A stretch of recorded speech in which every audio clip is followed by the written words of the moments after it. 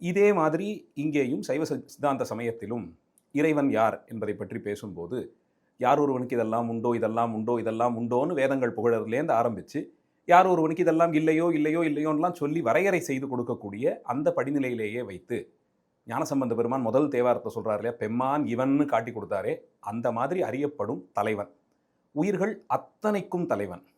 அந்த உயிர்கள் சித்து பொருள் அச்சித்து பொருள்ங்கிற வித்தியாசம் எல்லாம் இல்லாமல் அத்தனைக்கும் தலைவன். சிவபெருமான் ஒரு விஷயமே தெரியாமல் எங்கேயோ மெக்சிகோவில் ஏதோ ஒரு கிராமத்தில் யாரோ ஒருத்தர் இருந்தால் அவருக்கும் சேர்த்து இவர் தான் இறைவன், இவர் தான் தலைவன். அவர் அந்த உயிர்களின் பேரிலே அவருக்கு உரிமை உண்டுங்கிற அளவில் அவரை பதி என்ற சொல்லால் அழைக்கிறோம். உடையவன் என்ற அளவில் அவருக்கு பதி என்று பொருள்.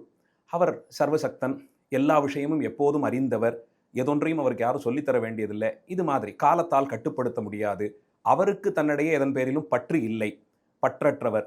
இதெல்லாம் காமிக்கிறதுக்கு தான் புராணங்களையும் வைத்துக்கொண்டு இப்போ கால சம்ஹாரம்னு ஒன்று சுவாமி செய்கிறார்.